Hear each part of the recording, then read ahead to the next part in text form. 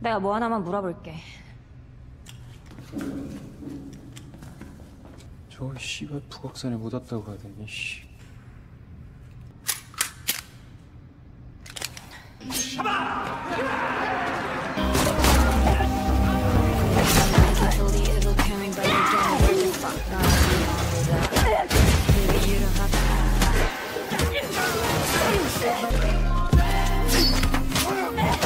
이제 좀 말해줄 수 있겠어?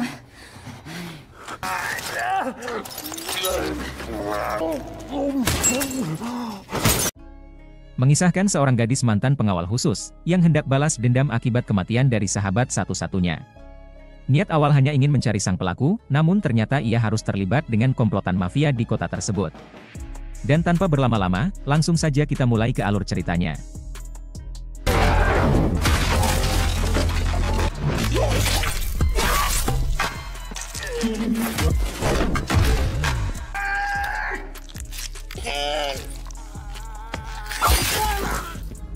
Raimu kenal aku ya, orang sing ngomong sing ora-ora dancuk.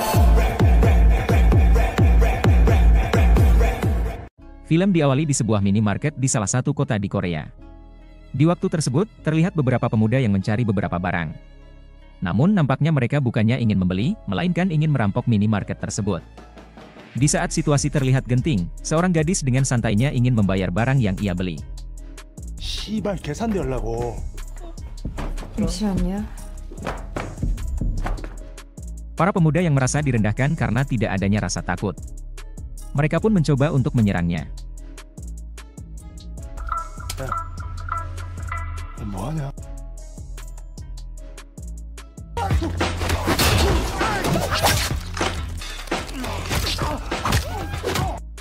Diceritakan bahwa gadis tersebut bernama Okju.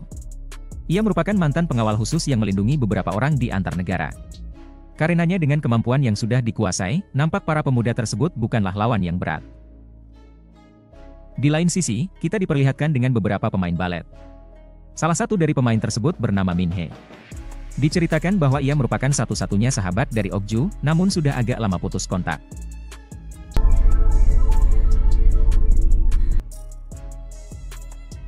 Beberapa malam kemudian, Okju mendapatkan panggilan dari sahabat satu-satunya yang telah lama putus kontak dengannya.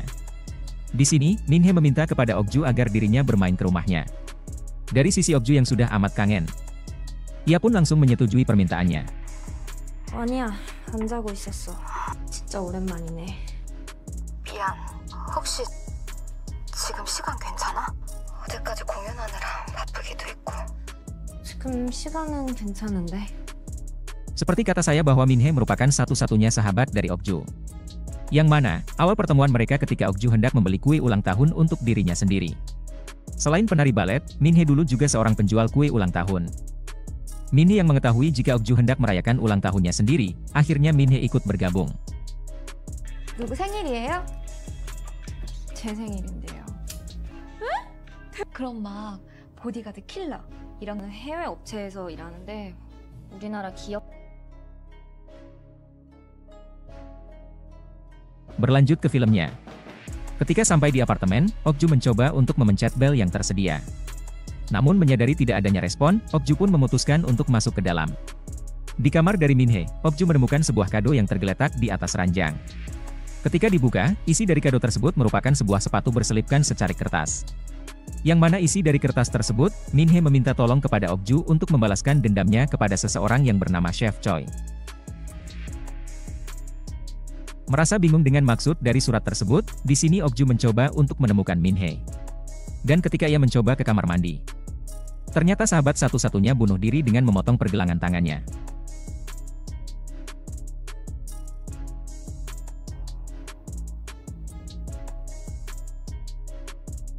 Dari secari kertas yang didapat, Okju mencoba untuk menelusurinya.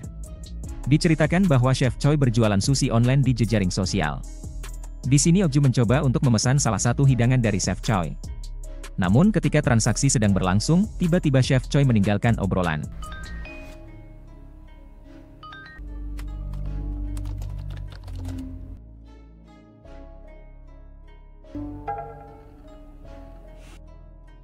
Ketika Okju masih bersedih atas kematian dari sahabat satu-satunya, tiba-tiba telepon dari Min-hee yang ia bawa berbunyi. Itu merupakan panggilan dari Chef Choi yang mengancam agar Min Hee menemuinya di lokasi yang telah ditentukan. 내일 잠수기로 나와. 새벽 2시. 여보세요. 그땐 네 친구고 뭐고. 네 가족까지 연다. Chef Choi tidak tahu jika Min Hee telah tiada karena bunuh diri akibat dirinya. Dari telepon tersebut, Ok-ju mencoba untuk menyelidiki tempat yang telah ditentukan. Di sebuah jembatan, kita diperlihatkan dengan Chef Choi yang sedang menjual barang dagangannya. Namun ternyata, sushi yang ia jual hanyalah sebuah penutup untuk narkoba yang tersembunyi di dalamnya. Menyadari Min Hee yang tak kunjung datang, akhirnya Chef Choi memutuskan untuk pulang.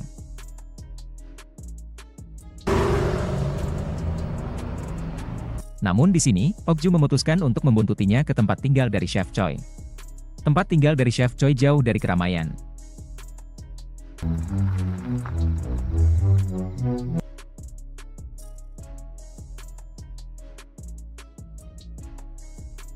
Ketika hari sudah terang dan Chef Choi meninggalkan rumah, di sini Ok-ju mencoba untuk masuk. Tujuan dari Ok-ju ialah mencari informasi seputar Chef Choi yang mungkin penting baginya.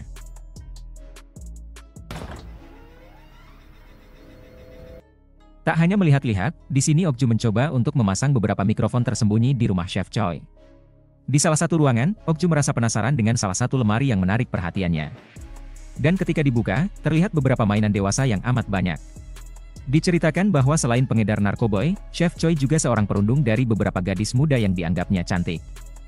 Tak hanya bermain dengan alat tersebut, ternyata Chef Choi selalu merekam dan mengabadikan momennya bersama para gadis di sebuah flash disk.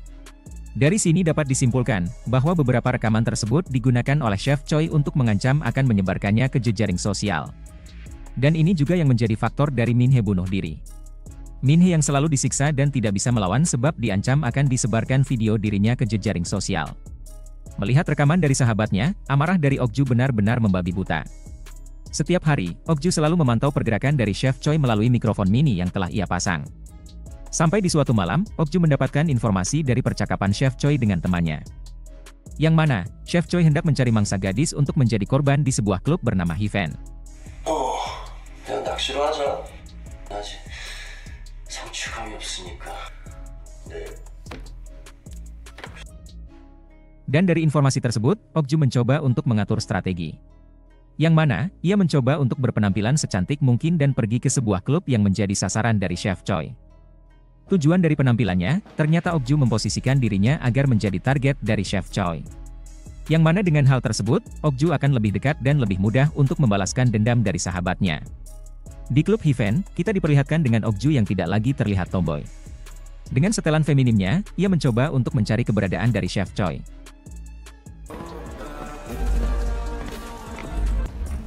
저기 보람이 아니야? 박보람? 어떻게 이런 데서 다 만나냐? Dan nampaknya usaha dari Ok-ju berjalan dengan mulus. Chef Choi yang memakan umpan, tanpa berlama-lama membawa Ok-ju keluar klub. Namun bukan ke rumahnya, melainkan ke sebuah hotel tersembunyi yang mana pemiliknya merupakan partner bisnisnya. 집으로 가는 거 아니었어? 내가 가평에 아주 죽이는 호텔 하나 알고 있거든.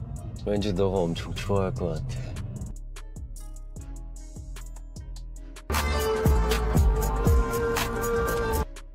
Selain sebagai tempat menginap, diceritakan bahwa hotel tersebut juga berisi beberapa gadis yang ditawan oleh Chef Choi.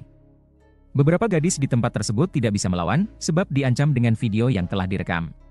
Ketika sampai di sebuah kamar, tanpa berlama-lama Chef Choi memulai aksinya. Yang mana ketika Ok-ju tak sadarkan diri, Chef Choi mempersiapkan alat-alat yang hendak digunakan. Di awal aksinya, seperti biasa Chef Choi mengabadikan momen dengan membuat video.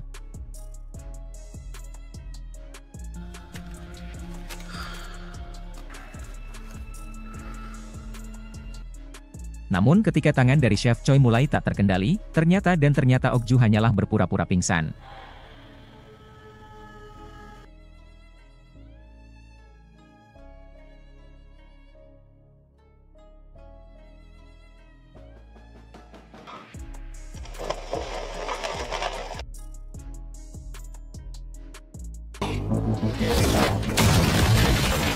Di sini, Ok-ju benar-benar berniat untuk melumpuhkan Chef Choi untuk membalaskan dendam dari sahabatnya. Meskipun dia awal-awal terlihat imbang, namun pada akhirnya Ok-ju dapat mendominasi pertempuran.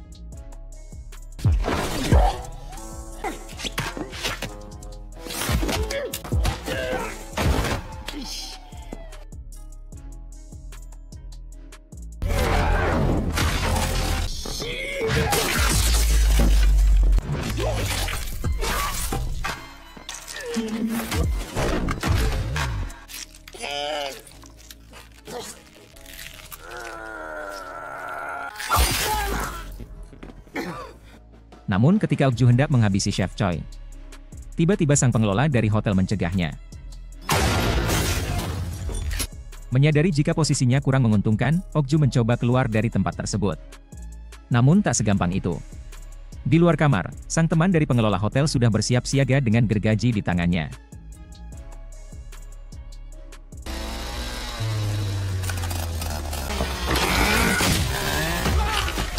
Dan nampaknya di sini nasib baik masih berpihak ke Okju. Salah satu gadis yang merupakan tawanan dari Chef Choi membantunya. Dengan mobil Lamborghini dari Chef Choi, mereka segera meninggalkan tempat tersebut. Akibat serangan dari Okju, Chef Choi mendapatkan beberapa jahitan di mulutnya yang sobek. Diceritakan bahwa Chef Choi merupakan anak buah sekaligus tangan kanan dari ketua mafia di tempat tersebut. Sang ketua mafia mendengar kejadian yang dialami dari Chef Choi. Namun bukannya kasihan, di sini sang ketua malah amat marah terhadap Chef Choi. Yang mana, sang ketua mengetahui jika Chef Choi telah menyimpang dari tugasnya. Diceritakan bahwa bisnis dari sang ketua hanyalah menjual narkoboy dan beberapa wanita. Namun di sini, Chef Choi menyimpang dengan membuat sebuah film-film dari para gadis tersebut. Menyadari jika bisnisnya mungkin terancam, sang ketua memberikan waktu 3 hari kepada Chef Choi untuk menyelesaikan masalahnya dengan Okju. 이게 뭐냐 이게? 일은 내가 알아서 정리할게. 요즘 내가 병문안 온 거 같니? 그 여자애는 3일 안에 데리고 와. Dan karena hal tersebut, ketika merasa sudah baikan, Chef Choi langsung menemui sahabatnya untuk meminta bantuan. Di sebuah apotek kecil, terdapat laboratorium pribadi yang merupakan bisnis pribadinya. Laboratorium tersebut meracik sebuah obat bernama GHB. Intinya salah satu dari jenis obat teler. Tempat tersebut dikelola oleh sahabatnya yang bernama Myung Sik. Chef Choi menawari sahabatnya dengan imbalan 100 juta won untuk menghabisi Okju. Dan dari wataknya yang mata duitan, Myung Sik pun tak dapat menolaknya. 내 얼굴이랑 내 람보르기니를 가져갔어. 그럼 그냥 연변에서 사람 하나 쓰지 말입니다. 야, 명식 씨랑 저랑 둘이면 충분해요. 제 돈 1억 줄게요. Di lain sisi, sang gadis mengatakan kepada Okju jika situasinya kini benar-benar genting. Ia mengatakan jika Chef Choi akan melakukan apapun agar dapat menangkap Okju. Mendengar hal tersebut, Okju pun merasa harus bersiap-siap. Ia mencoba untuk mendatangi teman lamanya di sebuah pelatihan para pengawal rahasia. Okju mengatakan bahwa dirinya membutuhkan beberapa senjata ilegal untuk persiapan bertempur. 저 장비가 좀 필요해요. 그 전에 자살했어. 걔가 죽었어요. 옥주야, 내가 걔 대신. Sang sahabat yang melihat ekspresi dari Okju, ia pun mencoba membantunya. Yang mana ia menghubungi seorang penjual senjata ilegal untuk menemui Okju. 뭘 산다고 내가 너냐고. Ketika penjual tersebut mendapatkan uangnya, mereka langsung memperlihatkan beberapa dagangannya. Namun ketika Okju hendak memilih, ternyata senjata yang mereka jual bermesin tua semua. 아유 고장냈네. 이런 거밖에 없어요. 만져봐. 만져봐도 돼. Lebih-lebih ketika sang nenek menunjukkan senjata bombastisnya. Berasa ingin membunuh pasukan lebah. 이게 말이지 이게. 저리들 비켜.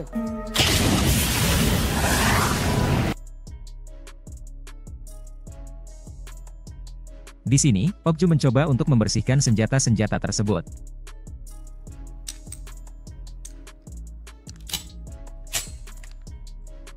마무리는 언제 하려고요? 이렇게 시간 끌다가 우리가 먼저 당할 수도 있는데. 타이밍을 봐야지.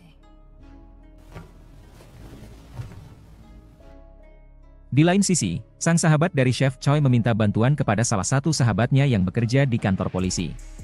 Ia menyuruh agar menemukan sebuah mobil Lamborghini yang telah diambil oleh Okju. Dan karena bantuan dari temannya, Chef Choi dapat dengan mudah menemukan lokasi dari Okju. Di sebuah malam untuk menemani begadang, Okju mencoba untuk pergi membeli beberapa makanan ringan. Dan ketika kembali ke apartemen, ia menyadari jika kondisinya amat sangat sunyi. Ketika ia mencoba mencari sang gadis, tiba-tiba Chef Choi dan Myung Sik menyerangnya. Namun lagi-lagi, Dewi Fortuna masih memihak kepadanya. Di pagi harinya, kita diperlihatkan dengan sebuah tempat pacuan kuda. Namun bukan itu inti dari tempat tersebut.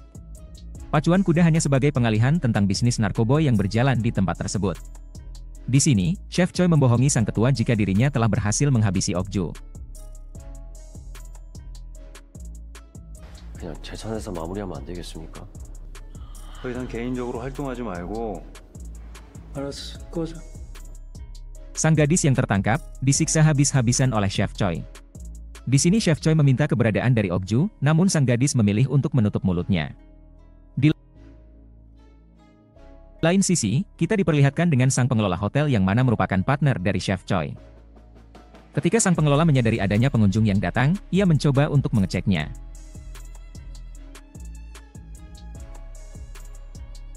Dan ternyata pengunjung tersebut adalah Okju. Tujuan dari Okju meminta lokasi terkini dari Chef Choi. 그 새끼 어딨어? Setelah lokasi didapatkan, Okju memutuskan untuk mendatanginya seorang diri. Dengan rasa amarah yang menggebu-gebu, terlihat Okju yang amat santai memasuki sarang mafia. Dengan melumpuhkan beberapa penjaga, Okju mulai menelusuri tempat tersebut.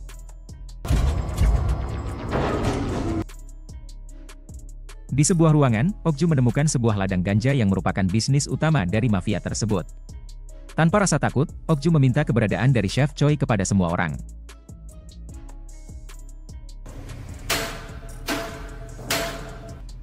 내가 뭐 하나만 물어볼게. 내가 여긴 그냥 지나가 줄게. 내가 이만한 여자 1명을 찾고 있거든. Namun di waktu tersebut pula, sang ketua mafia datang. Di sini, sang ketua mengatakan bahwa dirinya tidak terlibat dengan masalah yang ditimbulkan oleh Chef Choi. Sang ketua yang menyadari keterampilan dari Okju, memintanya untuk bergabung dalam bisnisnya. Namun ketika sang ketua selesai berbicara, Okju tanpa berkata langsung menembaknya.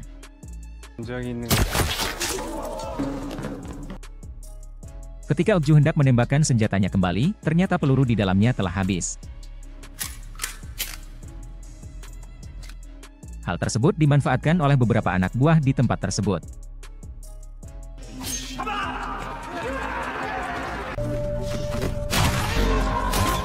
Meskipun terlihat musuh yang amat banyak, Okju tidak terlihat gentar sedikit pun.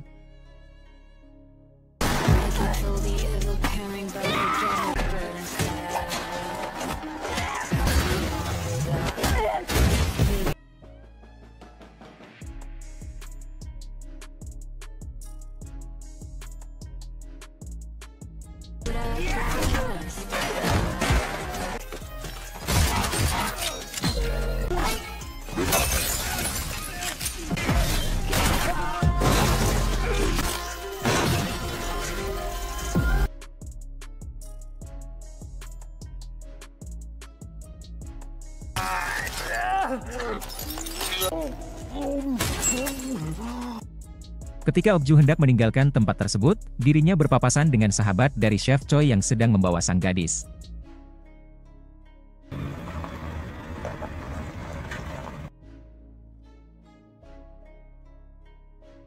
Melihat sang gadis yang tak berdaya, Okju memutuskan untuk menghabisi sahabat dari Chef Choi. Namun ketika itu, niatannya dihentikan oleh kedatangan dari Chef Choi.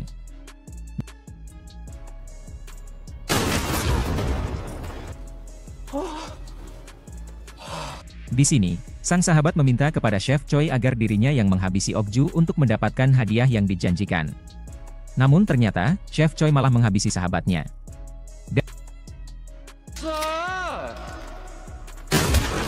Dan ketika Chef Choi hendak mengakhiri nafas dari Okju, tindakannya dihentikan oleh sang gadis yang tersadar.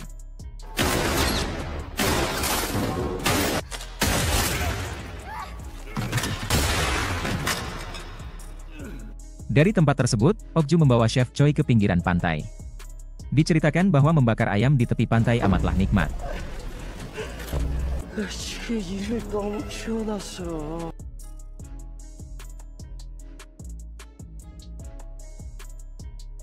Dengan amarah yang sudah tak terbendung, bakar-bakar pun dimulai.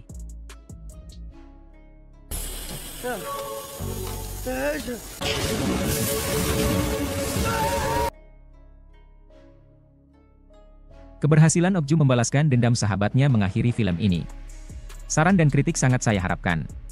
Dan dari saya, wassalam.